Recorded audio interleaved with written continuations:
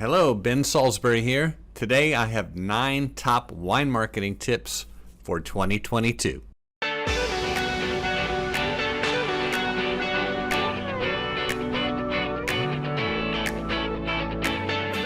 Now these 9 tips are not in any particular order, but I'm going to get right to them. Number 1, you need to adopt a mobile-first mindset. It's not enough to have a great website with all of your wines ready for sale. You have to be able to look at things through the perspective of a mobile user, because something like 60 or 70% of the people who visit your website are going to do it on a mobile phone.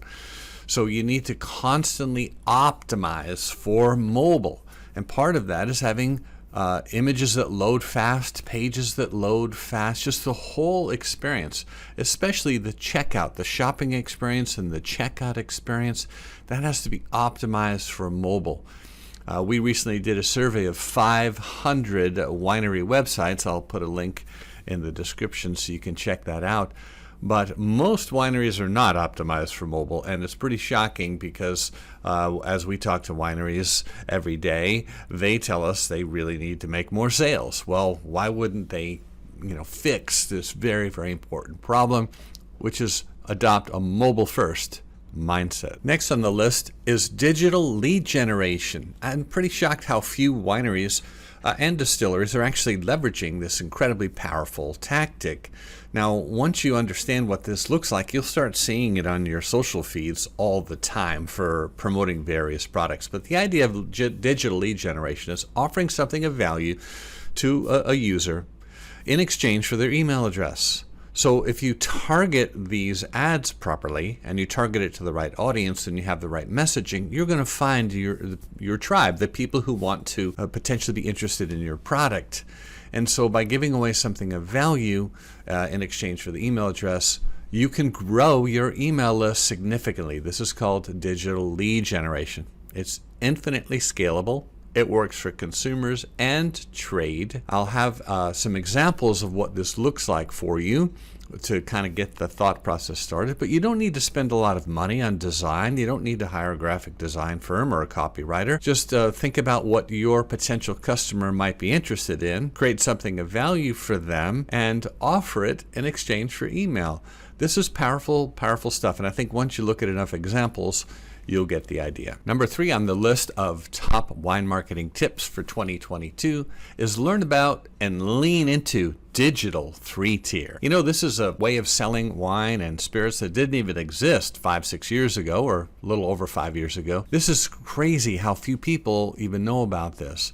You know about the 3-tier system in the US. You have to have a distributor if you want to sell, to the restaurants and retail stores in each state. But did you know there's a way to do this digitally? It's really simple. It's called LibDib. LibDib services 10 different markets in the US. They're adding new markets all the time. They're wonderful people, very knowledgeable. If you're not already in a state in a traditional 3-tier distributor relationship, then this is good news for you. You really need to look into LibDib. I'll put a link in the description below. You can go straight there. Feel free to tell them I sent you. And I want you to really start learning more about this incredibly exciting way to market your wine. Number 4, consider going winery direct. If you don't already have a traditional 3-tier distributor relationship in a particular state, you should consider approaching one of the larger retail chains in that state and asking if they would like to have a winery direct relationship. By the way, this works for spirits too. The idea here is, instead of going through a traditional 3-tier distributor where they're going to take their margin on the product and mark it up and get their profit, use what's called a clearing distributor. Instead, it's a legal way to get your products from your winery to the retail chain without having to pay for all the extra logistics in between, because the retail chain is going to do all the promotion of the product, and it allows them to make a much fatter profit margin. Now, I'm going to put a link in the description for a video that will walk you through how to do winery direct and spirits direct stuff. But right now, I want you to add this to your list of top marketing tips. If I were to put these tips in order of importance, this would be the number one tip on the list. As I have it listed here randomly, it's number 5. So number 5 on this list is prioritize email marketing above everything else you do. It is really risky to put all of your audience into Instagram or Facebook or Pinterest or Twitter. These audiences could be taken away from you at any moment. You have to have first-party data. That's just one of the reasons why you should prioritize email marketing, is you want to have your own email list of people to talk to, both consumers and trade. But another reason is it's just pound for pound, it's one of the best values, the biggest bang for your buck when it comes to spending your time and money on marketing your winery. People do read email, and you have all these marvelous tools inside of software like MailChimp, HubSpot, etc. You can see who opened what. You can refine your list. You can segment your list.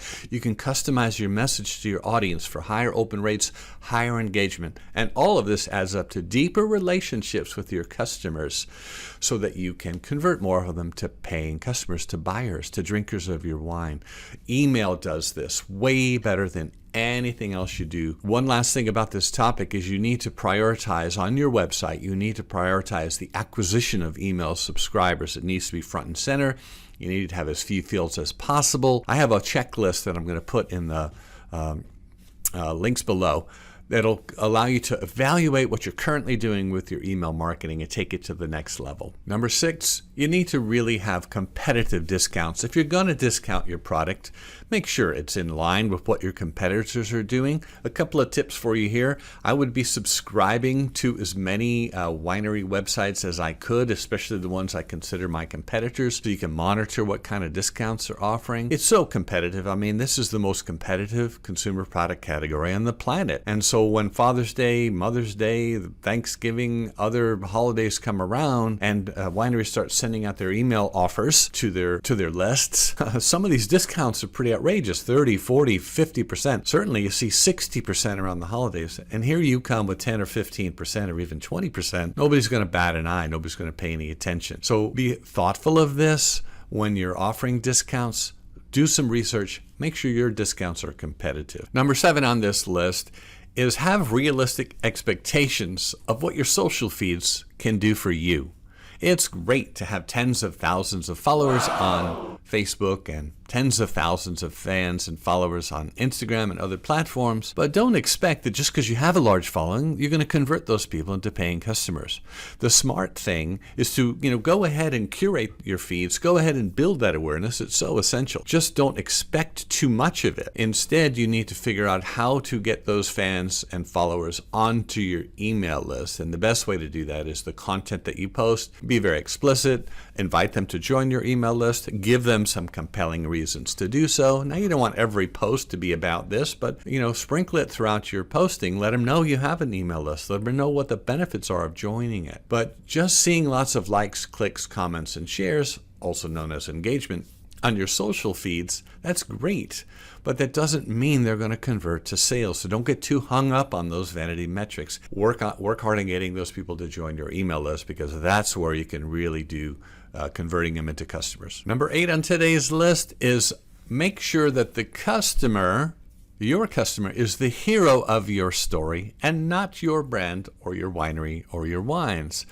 I highly suggest you get your hands on a copy of this book, read it, and start doing what it says. I have this book on tape, and I listen to it all the time, or on tape, on my iPhone. I listen to it all the time because I need to be reminded of this in my own business. The classic formula here is there's a hero who has a problem, and there's a guide who helps him solve that problem. You need to make sure your customer is the hero and that your brand is the guide that helps them get there. So you have to spend time thinking about who is your customer, what do they want, and be really good at delivering that to them. Your story needs to make the customer the hero. Get that book. It'll show you exactly how to do it. It's a game changer. Number 9 on my list of tips is please don't depend too much on your wine and spirits distributors. Those of you who have distribution in the 3-tier world, please don't expect that those distributors are going to go out and sell for you, especially if you don't have someone in that market or someone visiting that market regularly. Now, don't misunderstand me. I'm not saying don't use distributors, and I'm saying don't depend on them at all. I'm not saying that. I'm saying don't depend too much on them. I have a great video. I'm going to put a link in the description that talks about this. There are really only 3 things you can expect from your distributor. One is to hold product in their warehouse, hold your product in their warehouse and inventory. Number 2 is to deliver to the stores and restaurants that you and your team have sold to. And 3 is get them to match your efforts in the market. So if you don't have any efforts in the market, then you can't expect them to do anything. There was a time when getting a good distributor in a new state, introducing them to your products, getting in there and educating them, working with them, that would produce a kind of an explosion of new distribution and sales.